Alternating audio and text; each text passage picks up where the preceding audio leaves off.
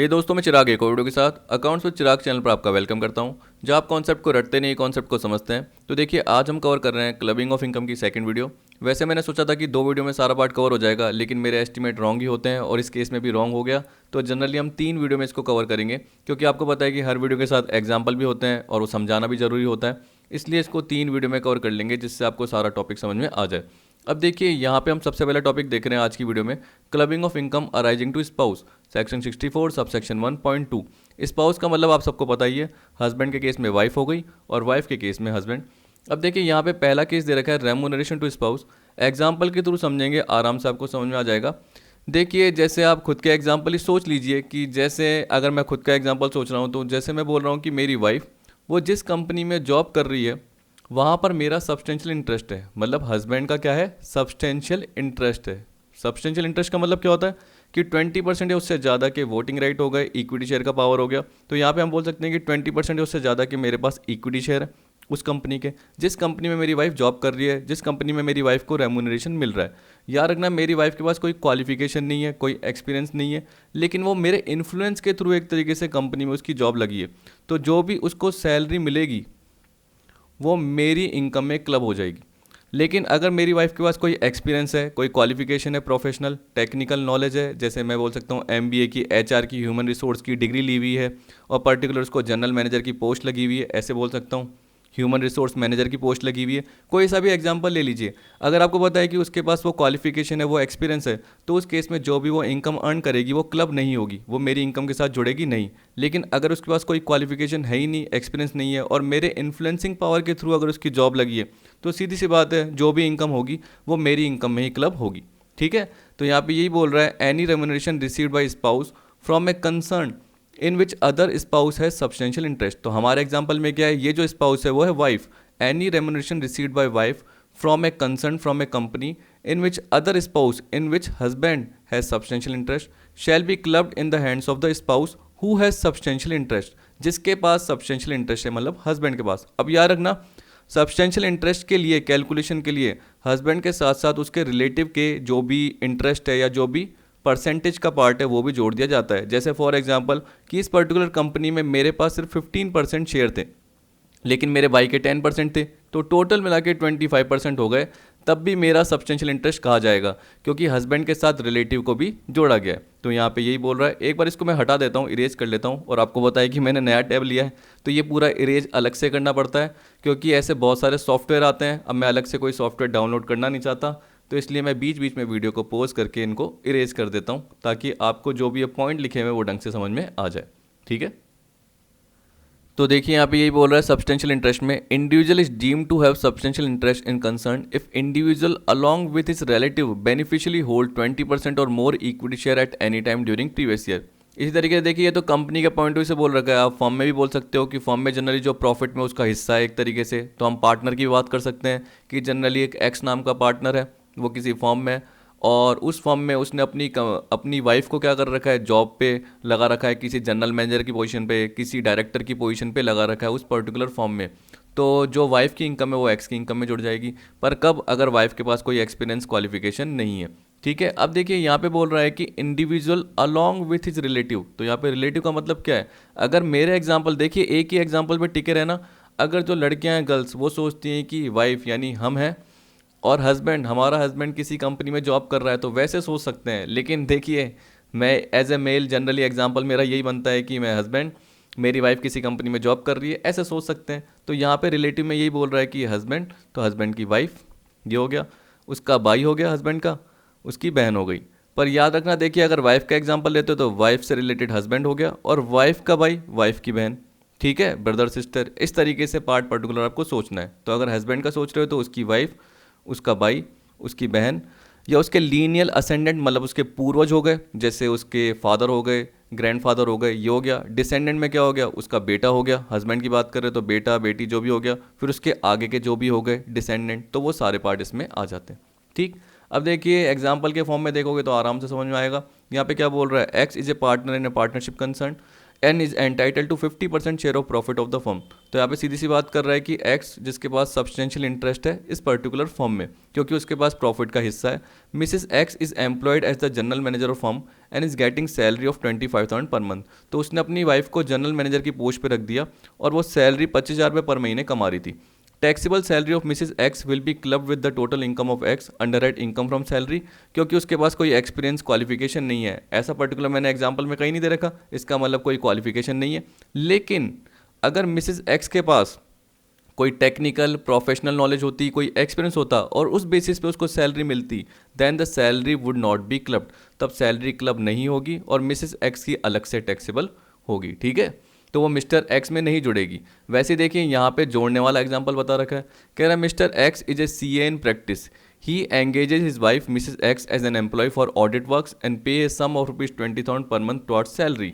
Mrs. X before marriage has completed her CA articleship and is presently awaiting result of final examination। देखिए normal example क्या हो गया कि जैसे mister x है, उसके पास तो क्या एक तरीके से सीए की डिग्री है और उसके पास सीए का सर्टिफिकेट भी है ऑफिस का यानी प्रैक्टिस का। तो आराम से क्या कर रहा है, एक ऑफिस ओपन करके बैठा है। अब उसके पास ऑडिट वर्क आया तो उसकी जो वाइफ है मिसेस एक्स, वो जनरली क्या है, उसने सीए फाइनल का एग्ज़ाम दिया हुआ है लेकिन अभी वो पास नहीं हुई है।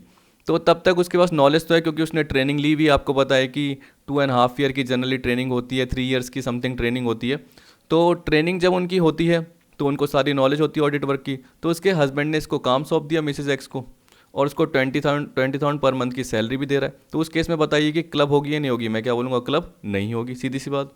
कह रहा है where the spouse of the SSC has qualification remuneration received will not be clubbed, this income of Mrs X should not be clubbed with that of Mr X. क्योंकि एक तरीके से हम बोल सकते हैं कि उसकी वाइफ के पास एक एक्सपीरियंस है, ठीक है, उसने एक पर्टिकुलर डिग्री तो नहीं, हम बोल सकते हैं कि उसके पास एक क्वालिफिकेशन है कि उसने आईपीसी पास किया हुआ है, सीए फाइनल अपीयर है, उसके पास एक एक्सपीरियंस है। तो एक्सपीरियंस भी होता है तब भी हम बोल सकते हैं कि पर्टिकुलर पर्सन की इनकम क्लब नहीं होगी। अब क्लबिंग जरूरी है या नहीं है? जरूरी है, सीधी सी बात है। चाहे सामने वाले एसएससी को बेनिफिट भी हो रहा हो तब भी इनकम टैक्स ने बोल रखा है कि क्लबिंग करना जरूरी है। अब देखिए सेकंड पॉइंट में क्या बोल रखा है ये बता देता हूँ मैं आपको। तो देखिए इसमें जनरली बोल रखा है कि जैसे एग्जांपल के फॉर्म में मान के चलिए मिस्टर एक्स है और मिसेस एक्स है, वो सेम कंपनी XYZ कंपनी में क्या कर रहे हैं, जॉब कर रहे हैं, मिस्टर एक्स और मिसेस एक्स, और जो सैलरी है दोनों को 20,000 पर मंथ मिल रही है। लेकिन इसके अलावा जो मिस्टर एक्स है उसकी अदर इनकम भी होती है जो जनरली टैक्सेबल हो सकती है, मिसेस एक्स की भी अदर इनकम होती है, लेकिन जो सैलरी है दोनों को सेम मिल रही है मान के चलिए, ठीक है। तो ये बोल रहा है कि सैलरी को जोड़ने से पहले जो अदर इनकम है अगर किसी पर्सन की ज़्यादा है और दोनों एक ही कंपनी में क्या काम कर रहे हैं और जहाँ पे उनका सब्सटेंशियल इंटरेस्ट है, मतलब 20% उससे ज़्यादा के वोटिंग राइट्स है, ऐसे बोल सकते हैं, तो उस केस में जो क्लबिंग होगी वो किस में होगी, एक्स में होगी या वाई मिस्टर एक्स में होगी या मिसेस एक्स में होगी? वो जिसकी इनकम ज़्यादा होगी उसमें होगी। किसको छोड़ के? उनकी सैलरी को छोड़ के। तो हम बोल सकते हैं कि मान के चलिए अदर इनकम जो थी मिस्टर एक्स की वो कितनी थी, जैसे हम बोल देते हैं 2,50,000 थी एग्जांपल के फॉर्म में, इसकी थी 3,50,000। तो हम क्या बोलेंगे कि देखिए सैलरी हमने जोड़ी नहीं, लेकिन इसको छोड़ के जो अदर इनकम थी वो 250 थी और 350 थी, तो मिसेज एक्स में क्लब होगी। मिस्टर एक्स की जो भी सैलरी का पार्ट है वो किस में जुड़ेगा? मिस्टर एक्स की जो भी सैलरी का पार्ट है वो मिसेस एक्स में जुड़ेगा, क्योंकि मिसेस एक्स की सैलरी सैलरी बोल रहा हूँ, अदर इनकम ज़्यादा है। क्या है? अदर इनकम ज़्यादा है। तो यहाँ पे हम बोल सकते हैं, अभी एग्जांपल भी बताऊंगा तो आपको समझ में आ जाएगा। If both husband and wife have substantial interest and both are in receipt of remuneration without qualification from the same concern, तो उनके पास कोई क्वालिफिकेशन नहीं है एक तरीके से, ये बोल रहा है। Remuneration of other spouse will be clubbed in total income of husband oblique wife whose total income excluding such remuneration is greater। whose total income क्या बोल दिया? excluding such remuneration। तो जो 20,000 पर मंथ की सैलरी है उसको नहीं जोड़ना, और दोनों में से जो ज़्यादा है, तो आपको पता है कि मिसेस एक्स की ज़्यादा है, तो मिसेस एक्स में जो 20,000 पर मंथ है जो मिस्टर एक्स की है वो जुड़ जाएगी। ठीक है, देखिए खुद की तो आएगी लेकिन सामने वाले की भी क्लब हो जाएगी, ये एग्जांपल के फॉर्म में। और याद रखना कि कभी किसी पर्टिकुलर पॉइंट में मान के चलिए कि अगले साल मिसेस एक्स की कम हो गई, ठीक है, 1,50,000 हो गई, तो ये नहीं है कि अगले साल मिस्टर एक्स में आ जाएगी, ऐसा नहीं है। अगर पहले साल जिसके में जुड़ गई, क्लब हो गई, तो अगले साल भी सब्सीक्वेंट ईयर में उसी में क्लब होती जाएगी जिसमें पहले जोड़ी गई थी, चाहे उसकी इनकम कम भी हो जाए अगली बार। ठीक है, तो यहाँ पे यही बोल रहा है, once the clubbing is done in the hands any spouse since his income was greater in first year of clubbing then income of other spouse, income of Mrs. X shall be clubbed in the hand of X in subsequent years also even if income of Mrs X is greater in subsequent year. तो यहाँ पे example में उल्टा बोल रखा है, यहाँ पे क्या बोल रखा है कि पहले साल में एक्स की इनकम में जोड़ दी गई, किसकी, एक्स की में, मतलब हस्बैंड की इनकम में जोड़ दी गई क्योंकि हस्बैंड की इनकम ज़्यादा थी। लेकिन उसके बाद अगले साल जो उसकी वाइफ है उसकी इनकम ज़्यादा हो गई, तो वाइफ की इनकम में नहीं जुड़ेगी, हस्बैंड की इनकम में ही जुड़ेगी सब्सीक्वेंट ईयर में। यानी पहले साल की बात कर रहा है कि पहले साल में जिसमें जुड़ गई तो आने वाले साल में भी उसी पर्टिकुलर पर्सन की इनकम में जुड़ती जाएगी। ठीक है, अब देखिए एग्जाम्पल के थ्रू कवर करेंगे तो आपको पूरा समझ में आ जाएगा आराम से। यहाँ पे क्या बोल रहा है एग्जाम्पल में, देखिए यहाँ पे बोल रहा है X is A 50% partner in a partnership firm from which his wife is getting salary of ₹15,000 per month. Total income of x before clubbing is ₹5,60,000 while total income of Mrs. X exclusive of such salary is ₹6,00,000. The clubbing provision will be applicable and total income of X and Mrs. X will be determined as under. अब देखिए आपको पता है कि clubbing provision होंगे, यहाँ पे आप देख सकते हो कि X की जो है वो 5,60,000 है और उसकी जो वाइफ की इनकम है वो कितनी है, 6,00,000 की है। ठीक, अब आपको पता है कि जो सैलरी उसकी वाइफ ले रही थी, आपको पता है कि एक्स का जो हिस्सा है फर्म में वो 50% है, 50% पार्टनर है, तो हम बोल सकते हैं कि एक्स का सब्सटेंशियल इंटरेस्ट है। और जो वाइफ है उसको सैलरी मिल रही है 15,000 पर मंथ, 15,000 इंटू 12, 1,80,000, तो मिसेज एक्स में नहीं आएगी क्योंकि आपको पता है कि जहाँ सब्सटेंशियल इंटरेस्ट है एक तरीके से एक्स क्या कर रहा है, इन्फ्लुएंस कर रहा है और उसके इन्फ्लुएंस के थ्रू ही इसकी मिसेज एक्स की जॉब लगी है। तो मिसेस एक्स को जो भी क्या है सैलरी मिल रही है वो किस में आ जाएगी, मिस्टर एक्स की इनकम में क्लब हो जाएगी। तो आप देख सकते हैं 1,80,000 यहाँ आ रहे हैं, ना कि मिसेस एक्स के पास आ रहे हैं। कमा तो रही है मिसेस एक्स लेकिन मिस्टर एक्स में जुड़ रहा है, तो आप बोल सकते हो इसकी टोटल इनकम 740 है और इसकी 6,00,000 ही रहेगी। ठीक, याद रखना सैलरी को छोड़ के है मिसेस एक्स की, तो यहाँ पे हमने सैलरी ऐड नहीं करी क्योंकि जो मिसेस एक्स की सैलरी है वो एक्स में क्लब हो गई क्योंकि एक्स के पास सब्सटेंशियल इंटरेस्ट है और ये मान के चल रहे हैं कि मिसेस एक्स के पास कोई क्वालिफिकेशन नहीं है, कोई एक्सपीरियंस नहीं है। ठीक, अब थर्ड वाला देखिए इसमें क्या बोल रहा है, इसमें बोल रहा है कि ए एंड मिसेज ए यानी मिस्टर ए और Mrs A whose other incomes are 560 and 580 respectively are both employed in X Limited same concern में है। ठीक है, and getting remuneration of ₹20,000 per month and 18,000 per month respectively. तो mister A को मिल रही है 20,000 रुपये पर महीने हर महीने और मिसेस ए को मिल रही है 18,000 per month. Their share holding in the company along with relatives are Mr A 10%, Mrs A 5%, Mr A's brother 6%, Mrs A's brother 8%। तो देखिए अगर मैं ए के केस में बोलूँगा तो सब्सटेंशियल इंटरेस्ट कैसे लेना याद रखना, तो हस्बैंड की वाइफ आएगी याद रखना, हस्बैंड का ब्रदर भी आएगा लेकिन वाइफ का ब्रदर नहीं आएगा याद रखना, वाइफ का ब्रदर हस्बैंड के केस में याद रखना। तो 10 + 5 प्लस क्या आ जाएगा, मिस्टर एज ब्रदर, तो टोटल वो 21% बन रहा है, ये आप देख सकते हो, यहाँ से आपको दिख जाएगा खुद का शेयर। वैसे अगर उसके वाइफ की बात कर रहा हूँ मैं, किसका, मिसेस ए का, तो मिसेस ए का खुद का हिस्सा तो आएगा 5% प्लस पति का आएगा 10%, देख सकते हो 5 और 10, प्लस जो मिसेस ए है उसके ब्रदर का आएगा, मिस्टर ए के ब्रदर का नहीं आएगा, मिसेस ए के ब्रदर। तो मैंने आपको ये बताया था रिलेटिव में ध्यान रखना कि खुद के जो भी भाई बहन है, पति है, जैसे वाइफ की बात कर रहे हो तो पति है और भाई बहन है, हस्बैंड की बात कर रहे हो तो हस्बैंड की पत्नी यानी वाइफ हो गई और हस्बैंड के भाई और बहन हो गए और लीनियल असेंडेंट और डिसेंडेंट हो गए। ठीक है, तो यहाँ पे आपको पता है कि मिसेस ए के जो ब्रदर है 8%, ये भी आ जाएगा, तो टोटल मिला के कितना हो गया 23%। तो आप बोल सकते हो कि दोनों का ही सब्सटेंशियल इंटरेस्ट है, इसका भी है और इसका भी है, यानी ए का भी है और मिसेस ए का भी है। तो ये तो हमें पता चल गया। अब देखिए नीचे क्या कर रखा है इसने, सिंपल सा पार्ट है, ज़्यादा टिपिकल नहीं है। आप देख सकते हैं कि अगर आपने मिसेस ए की इनकम देखी होगी तो 18,000 इंटू 12 सैलरी की इनकम की बात कर रहा है, 2,16,000, लेकिन उसमें साथ में ए की सैलरी इनकम भी जुड़ेगी क्योंकि ऊपर आप देख सकते हो जो अदर इनकम का पार्ट है वो किसका ज़्यादा है, अदर इनकम का पार्ट मिसेस ए का ज़्यादा है, मिस्टर ए का कम है, मिसेज ए का ज़्यादा है। तो सीधी सी बात है मिस्टर ए की जो भी सैलरी की इनकम होगी जो कि है 20,000 पर मंथ, कितनी है 20,000 पर मंथ, वो जुड़ जाएगी। तो आप देख सकते हो कि मिसेज ए की इनकम में मिस्टर ए की सैलरी की इनकम जोड़ी गई है, तो मिसेज ए की खुद की तो आएगी और खुद की अदर इनकम तो आएगी। तो देख सकते हो 2,16,000 और 580 तो आएंगे ही आएंगे, लेकिन साथ में मिस्टर ए की सैलरी इनकम भी आएगी, तो टोटल मिला के हो गई 10,36,000। और आपको पता है कि ए की जो टोटल इनकम होगी तो ए को पता है कि 20,000 पर मंथ मिल रहे थे, लेकिन वो तो वाइफ की इनकम में जुड़ गए, तो ए के पास बाकी सिर्फ अदर इनकम ही रहेगी जो कि 5,60,000 की ही थी। कितना सिंपल एग्जाम्पल है। तो इस तरीके से आपको सोचने की ज़रूरत है, ज़्यादा दिमाग लगाने की ज़रूरत नहीं है। अब चलिए अगले पार्ट पे आते हैं। अब देखिए आपका ए पॉइंट तो हो गया था, ये बी पॉइंट है। या क्या बोल रहा है, income from asset transfer to the spouse, section 64 subsection 1 4। यहाँ पे बोल रहा है कि जो भी एसेट ट्रांसफर की गई है उसके थ्रू स्पाउस को जो भी इनकम हो रही है। तो अब सीधी सी बात है, देखिए एक्स के पास कोई एसेट है, मान के चलिए कि एक्स के पास किसी कंपनी के डिबेंचर है, उसने अपनी वाइफ वाई को ट्रांसफर कर दिया वो डिबेंचर, उस पर जो भी इंटरेस्ट मिला, क्या मिला, इंटरेस्ट, तो वो किसकी इनकम में जुड़ेगा, एक्स की इनकम में क्लब होगा, सीधी सी बात है। क्योंकि जो ट्रांसफ़र किए हैं वो इनएडिक्वेट कंसिडरेशन में ट्रांसफ़र किए हैं, जो डिबेंचर ट्रांसफ़र किए हैं वो इनएडिक्वेट कंसिडरेशन में फ्री के फॉर्म में ट्रांसफ़र किए हैं। तो यहाँ पे सीधी सी बात है, वाई के बाद जो भी इंटरेस्ट मिलेगा उस डिबेंचर पे वो एक्स की इनकम में क्लब हो जाएगा। इस तरीके से एग्जाम्पल दे रखा है। फिर याद रखना, लेकिन जो वाई ने जो इंटरेस्ट कमाया है, याद रखना, जैसे मान के चलिए 50,000 इंटरेस्ट कमाया तो वो एक्स में जुड़ तो जाएगा, लेकिन अगर वाई उस 50,000 में से 30,000 को कहीं और इन्वेस्ट कर देता है और उस पर इनकम कमाता है तो वो एक्स में नहीं जुड़ेगा, वो तो वाई की इनकम ही रहेगा। लेकिन जो ये 50,000 है वो एक्स में जुड़ जाएगा। ठीक है, इस तरीके से एग्जाम्पल के फॉर्म में दे रखा है। तो इसको मैं इरेज कर लेता हूँ, 1 मिनट।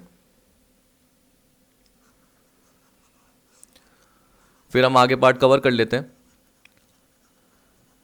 तो यहाँ पर देखिए, अब इसमें ये बोल रहा है लाइन में, पहली लाइन में, if individual transfer any asset other than house property to his or spouse for inadequate consideration, income from such asset shall be included in total income of the transfer। तो इसका मतलब house property को छोड़ के अगर individual अपनी asset कोई भी ट्रांसफर कर देता है अपने स्पाउस को, जैसे मैं हस्बैंड की बात कर रहा हूँ, तो अगर वो वाइफ को ट्रांसफर कर देता है इन एडिक्वेट कंसिडरेशन में, मतलब कंसेशनल रेट पे, तो उस पर जो भी इनकम होगी वो ट्रांसफरर की इनकम में जुड़ जाएगी, मतलब हमारे केस में हस्बैंड के केस में जुड़ जाएगी।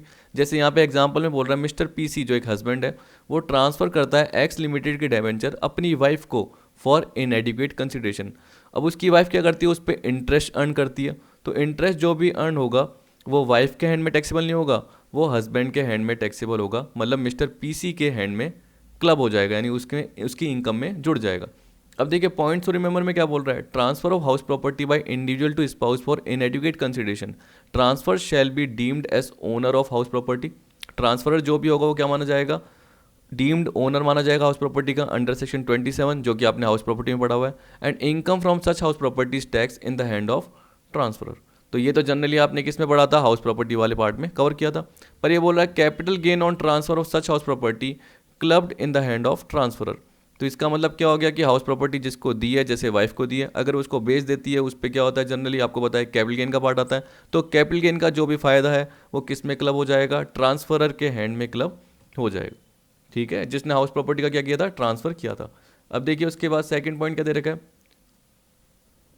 ये जब ट्रांसफर किया है, सेकंड पॉइंट कहाँ गया, 1 मिनट। तो देखिए आ गया, ये बोल रहा है कि marriage should exist both at the time of transfer and when income is accrued. तो यहाँ पे इसका मतलब क्या है कि अगर देखिए डिवोर्स हो गया और उससे पहले अगर एसेट ट्रांसफ़र की थी, इसका मतलब जब मैरिज थी, मैरिज में थे, जब ट्रांसफ़र किया था और उसके बाद डिवोर्स हो गया तो क्लबिंग का पार्ट नहीं होगा। कह रहा है marriage should exist both at the time of transfer and when income is accrued. तो यहाँ पे बोल रहा है transfer before marriage and after divorce no clubbing. तो ये बोल रहा है कि मैरिज से पहले ट्रांसफ़र कर रहे हैं या बोल रहा है ट्रांसफ़र के बाद, यानी सॉरी डिवोर्स के बाद ट्रांसफ़र कर रहे हैं, तो क्लबिंग का पार्ट आपका नहीं आएगा।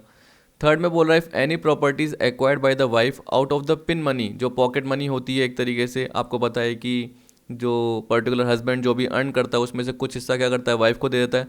उस बेसिस पे वाइफ ने क्या करा, जो भी मनी को सेव करा और उसके बेसिस पे जो भी प्रॉपर्टी एक्वायर की, वो कभी भी क्लबिंग के पार्ट में नहीं आएगी। ठीक, transfer should be for inadequate consideration, adequate consideration का मतलब क्लबिंग का पार्ट नहीं आएगा। तो जो भी ट्रांसफ़र हो रहा है याद रखना वो इनएडिक्वेट कंसिडरेशन में होना चाहिए। फिर देखिए इसी तरीके से बोल रहा है transfer of asset in connection with agreement to live apart, अलग रहने के समझौते के फॉर्म में जो एसेट को ट्रांसफ़र किया गया है उस केस में क्या बोल रहा है, deem to be transfer with adequate consideration, इसलिए क्लबिंग की कोई ज़रूरत नहीं होती। अगर कंसिडरेशन पार्ट्स में पे किया जा रहा है तो सिर्फ प्रोपोर्शनेट इनकम ही क्लब की जाएगी, ये भी पार्ट है।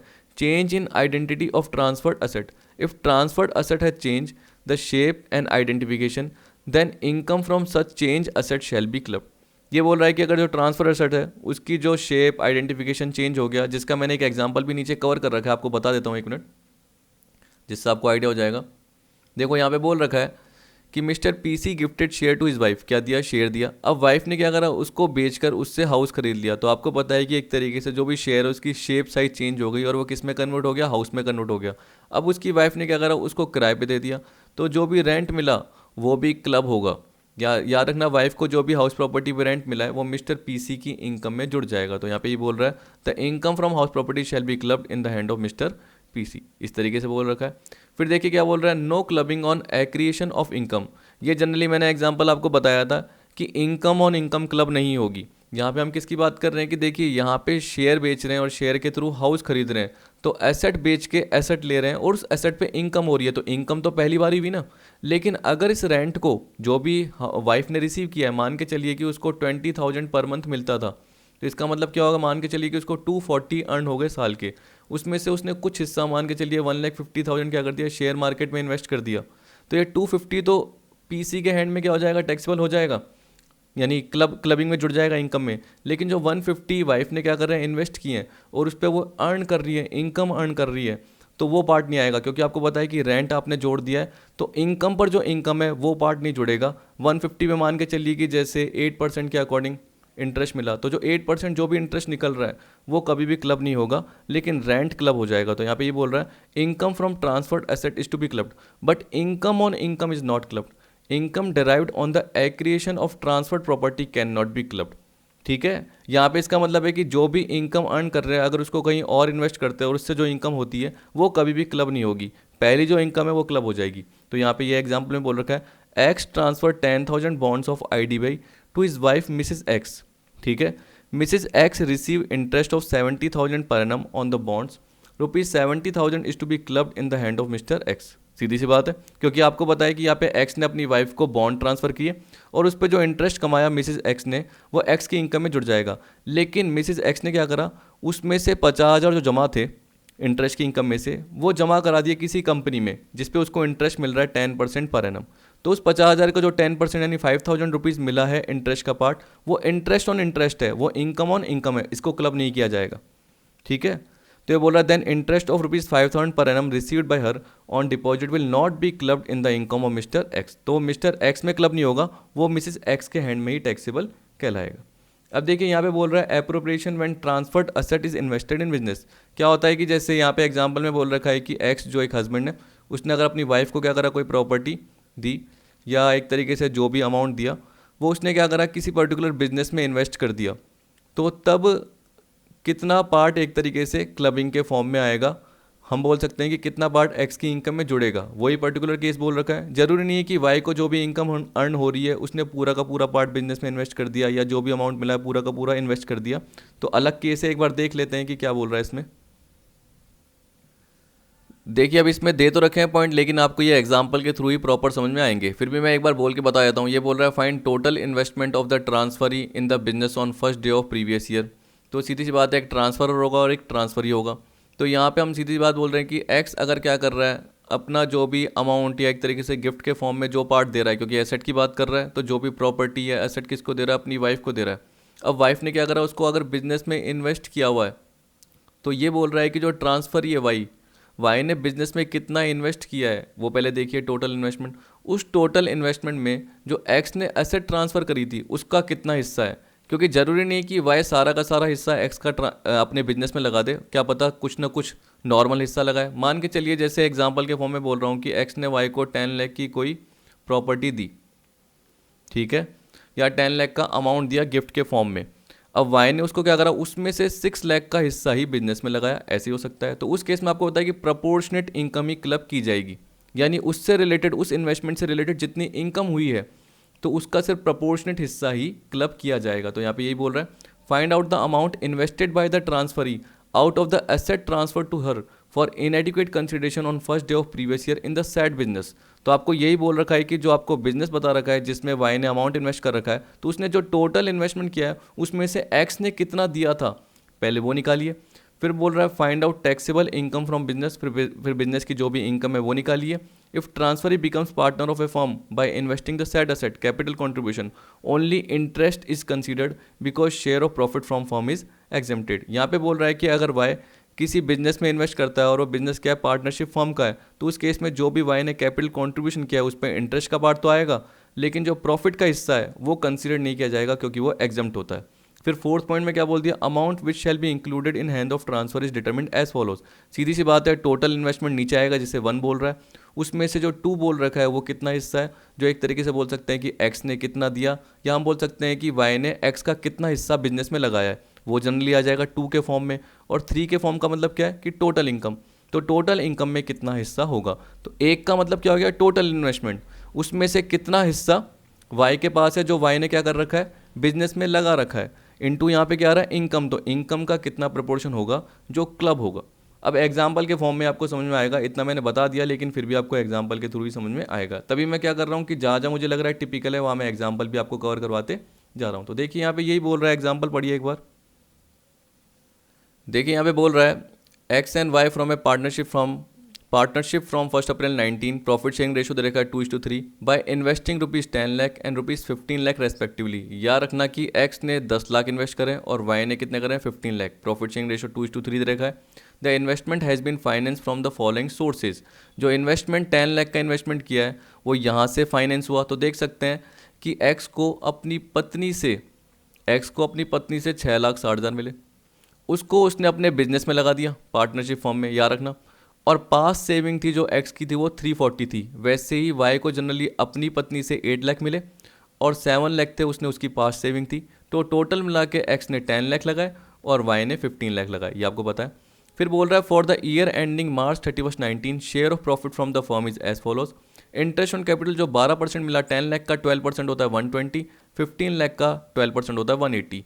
सैलरी एज वर्किंग पार्टनर 24, इसकी बात कर रहा है। Share of profit 1,08,000, 1,62,000। तो ये तो जनरली एग्जाम्प्ट होता है, तो इसको देखने की जरूरत नहीं है। कह रहा है find out the income chargeable to tax in hands of X and Mrs X. तो देखिए आपको वाई को देखने की जरूरत नहीं है, वाई का पार्ट इग्नोर मारना।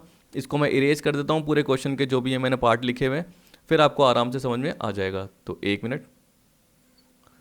तो देखिए अब आपको समझ में आ ही जाएगा जो मैं बोल रहा हूँ पर्टिकुलर पॉइंट। याद रखना कि यहाँ पे देखिए मैं गिफ्ट फ्रॉम मिसेज एक्स की बात कर रहा हूँ जो कि एक्स को मिला है।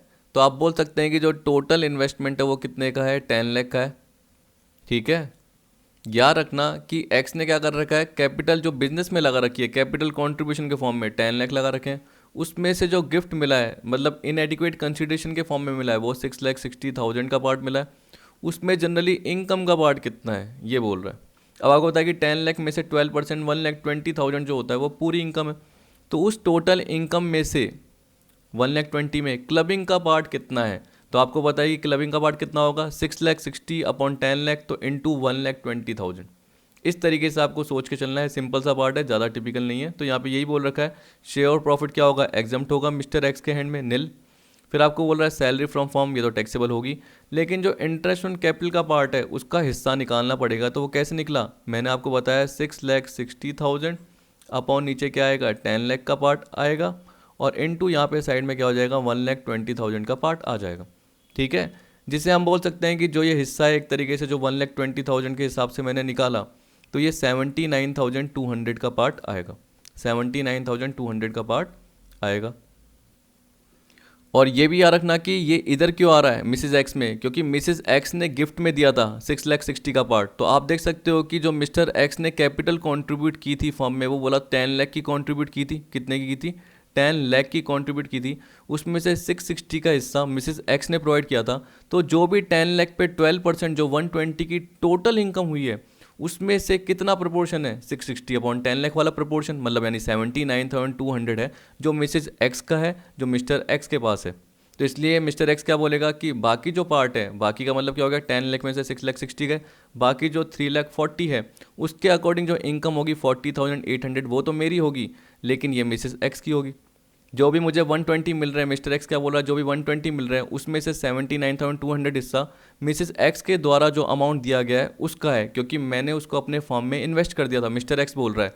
तो जो भी इनकम अर्न हुई है उसका जो भी हिस्सा आएगा वो मिसेस एक्स के पास आएगा। तो 79,200 किसके पास आएंगे, मिसेस एक्स के पास आ जाएंगे। अब देखिए अगले पॉइंट में क्या बोल रहा है, clubbing of income from asset transfer to son's wife for inadequate consideration. यहाँ पे ये बोल रहा है कि जनरली ससुर ने अपनी बहू को इनएडिक्वेट कंसिडरेशन में जो भी एसेट ट्रांसफर करी है और उस पर बहू जो अर्न करती है वो ससुर की इनकम में जुड़ जाएगा, क्लब हो जाएगा। तो यहाँ पे ये एग्जांपल दे रखा है, if individual transfer any asset to his और son's wife for inadequate consideration income from such asset shall be clubbed in total income of the transferor. तो सिंपल सा एग्जांपल है, ज़्यादा टिपिकल नहीं है। यहाँ पे यही बोल रहा है एग्जांपल में, Mr PC transfer debenture of X limited to his son's wife for inadequate consideration, interest income on such debenture shall be clubbed in the hand of Mr PC. Normal example है, देखिए आपको पता है कि ससुर mister PC है, उसने अपने क्या करा, बेटी की जो वाइफ है यानी बहू को क्या करा, इनएडिक्वेट कंसिडरेशन में ट्रांसफर किए डेवेंचर। डेवेंचर पे जो भी इंटरेस्ट का पार्ट हुआ वाइफ को यानी बहू को जो हुआ वो ससुर की इनकम में जुड़ जाएगा, क्लब हो जाएगा। फिर देखिए यहाँ पे नोट में क्या बोल रहा है, all provision relating to transfer of asset to spouse shall also apply to son's spouse. तो जैसे आपने देखा था कि हस्बैंड ने स्पाउस को ट्रांसफर किया यानी वाइफ को ट्रांसफर किया, वैसे ही ससुर जो भी बहू को ट्रांसफर कर रहा है एसेट, उस पर जो भी इनकम हो रही है उसके जो भी प्रोविजन है सेम टू सेम यहाँ पर भी अप्लाई होंगे। अब देखिए इसके बाद और भी प्रोविजन बचे हुए हैं, वो अगली वीडियो में कवर करेंगे, क्योंकि देखिए मैंने क्या बताया, मैंने बहुत सारे इसके एग्जांपल कवर किए हैं, क्योंकि क्लबिंग ऑफ इनकम फिर लोगों को क्या लगने लग जाता है, टिपिकल। तो मैंने एग्जांपल कवर किए हैं, आप प्रॉपर देखना। और मैंने क्या बताया था, मैं 25 से 30 मिनट की वीडियो जनरली इसकी बनाऊंगा, जिससे आपको आराम से सारे पॉइंट समझ में आएंगे। चाहे अपनी वीडियो ज़्यादा बन जाए लेकिन टॉपिक आपको सारे समझ में आने चाहिए। तो अगर आपको किसी पर्टिकुलर पॉइंट में दिक्कत होती है तो वह ज़रूर पूछेगा।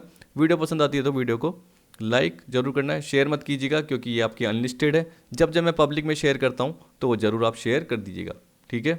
वीडियो देखने के लिए थैंक यू।